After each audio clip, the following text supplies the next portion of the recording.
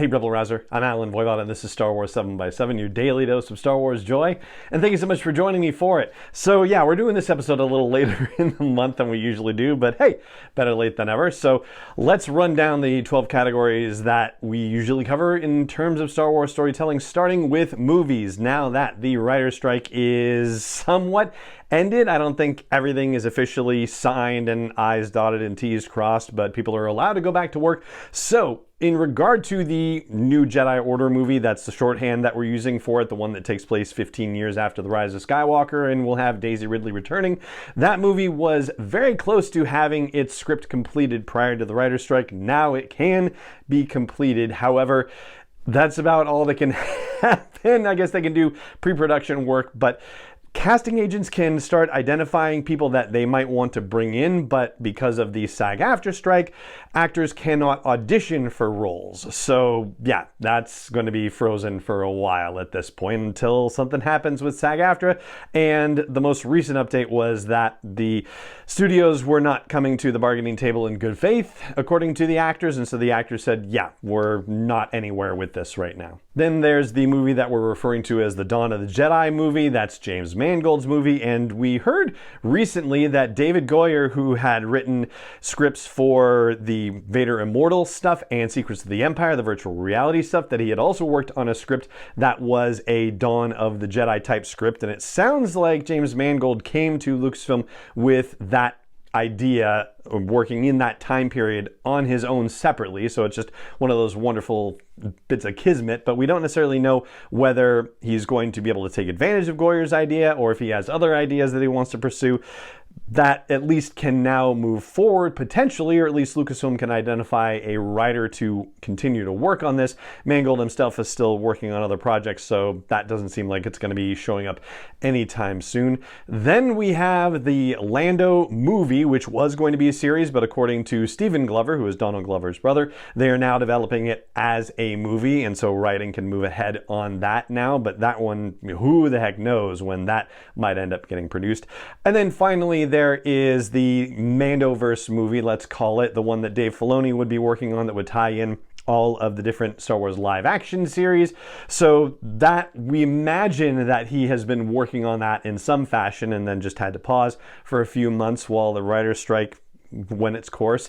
And so now he can continue working on that and finishing it. And one would think that that has the opportunity to move ahead a little bit faster in the sense that they don't have to do as much in the way of casting work, comparatively speaking. They know who a lot of the particulars are going to be already. So yeah, that could make it potentially be prepared a little earlier than the new Jedi Order movie. So we could see a schedule flip with that potentially, depending on what the whole long-term plan was and how many more live action series they need to get onto Disney Plus prior to that movie releasing in theaters. Speaking of live action, let's dig into that as our second category. So Ahsoka has ended, of course, and it's surprising that we are nearly 2 weeks out from the finale of the Ahsoka series, and we have not heard anything about Skeleton Crew or the Acolyte coming out. Like, no date, no nothing. We've been hearing from various sources that Skeleton Crew would release by the end of 2023, but that's all been rumor. There's nothing official or substantiated in that regard, and yeah, the lack of information is really troubling in that regard. It doesn't give you that confidence level that it is going to make it in 23. And the same goes for the Acolyte. No word on what the development is for that, but that's sort of been promised in 2024 anyway, so we don't necessarily have to get too worked up about the situation with that. The potential problems with those are, again, SAG-AFTRA related. Skeleton Crew was in post-production at the time of Star Wars Celebration London back in early April. If they had reshoots or if they have any ADR looping to re-record dialogue going on, that stuff can't be done during the SAG-AFTRA strike. So yeah, you would hope that they managed to get that done before the strike happened, but yeah, I don't know. Again, the fact that we're not hearing anything about it makes one a little bit doubtful in that regard. And if there's any sort of reshoots or ADR happening for the Acolyte or necessary for the Acolyte, then yeah, that's totally frozen at this point as well. And the Andor series, season 2, will also have been utterly shut down by the SAG-AFTRA strike. If there had been any writing things that needed to be resolved, then they're certainly able able to work on those right now finally. But yeah, they had been working with actors under the British equity situation, however that works, to try and get them a little forward in things, but ultimately there was only so much they could do with that, and they've got a bunch of SAG-AFTRA actors who are on the series, so yeah, they are stuck until that works itself out. Same goes for season 4 of The Mandalorian. They allegedly have all their scripts done, but they can't shoot anything now because of the actor strike. However, on the animation front, things can apparently move forward. So episodic animation is not a struck situation with the SAG-AFTRA strike. So people who are voicing characters for episodic animation are still able to work, which means that production on season 3 of The Bad Batch can still continue, and it can also be working for Tales of the Jedi season 2, and if it ever happens, a droid story, whatever's happening with that one. But we don't have any announcements about those yet either, and that's a little surprising as well. It feels like we should be hearing something from Lucasfilm about a live action series or an animated series, just to know what's going to come next, what Star Wars fans have to look forward to on Disney Plus. And yeah, right now it's just, crickets and tumbleweeds. On the books front, we've already had some action there. Crimson Climb by E.K. Johnston, that's the Kira young adult novel, is out now, and so is Jedi Brave in Every Way, which is the children's book in the High Republic by Charles Soule and his daughter Rosemary Soule. And later this month, there's going to be a Star Wars Ultimate Cookbook coming out as well. On the audiobook front, we are getting an adaptation of Crimson Climb as well. On the short story front, we have 2 short stories coming in Star Wars Insider issue 222, which says it's going to be on newsstands on October 31st, which means that subscribers will get it a week or 2 earlier. There's going to be the first of the Phase 3 High Republic stories in there. It is stories from the Occlusion Zone, and the Occlusion Zone is basically the area of space that is controlled by the Nihil. And then there's also going to be another Return of the Jedi short story, so adding to the short stories that we're getting in this 40th anniversary year. On the comic book front, we've got an even 10 coming out in the month of October. So the regular monthly titles, it'll be Bounty Hunters 39, Darth Vader 39, Star Wars 39, and Dr. Aphra 37. On the limited fronts, it'll be Dark Droids issue 3. The adaptation of season 2 of The Mandalorian has its issue 5. The Obi-Wan Kenobi series adaptation, it's issue 2. The D-Squad short series that is part of the whole Dark Droids thing, that's issue 2. And then Shadows of Starlight is another sort of Phase 3 story, basically. It's kind of filling in the gaps between Phase 1 and Phase 3, and that is the first of a 4-issue limited series. That's coming out this month as well. On the live events front, the big one to flag is New York Comic Con, which is happening this weekend. There are 2 panels there related to Star Wars. One of them is for the From a Certain Point of View short story collection celebrating 40 years of Return of the Jedi. That panel has already happened.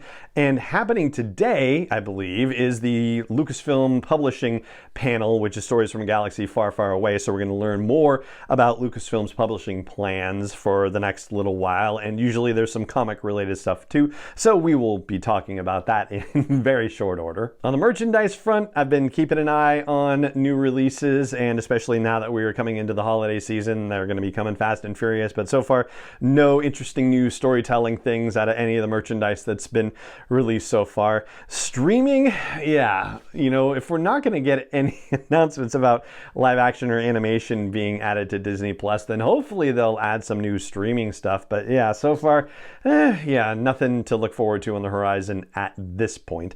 Then there's the virtual reality thing, which is also the same. It's still been very quiet from ILM Immersive. Everything that they have talked about in press releases or whatever has been related to the enhanced edition of Tales from the Galaxy's Edge that came out on the PlayStation VR system. PlayStation, why did I put the emphasis on station? That was weird. But anyway, yeah, so they've got to have something in development, and it's just crickets over there too. So hopefully we'll hear something that will be coming in 2024, but not yet.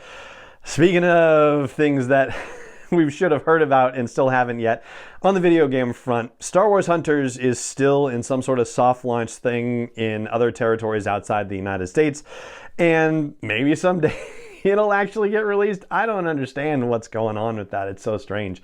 And as far as other video game things in production right now, yes, there are video games in the works. However, SAG-AFTRA also has a agreement has an agreement with video game companies. It is called the Interactive Media Agreement. They are negotiating with various video game companies right now, and they have, as of September 25th, voted on a strike authorization, and the vote was 98.32%.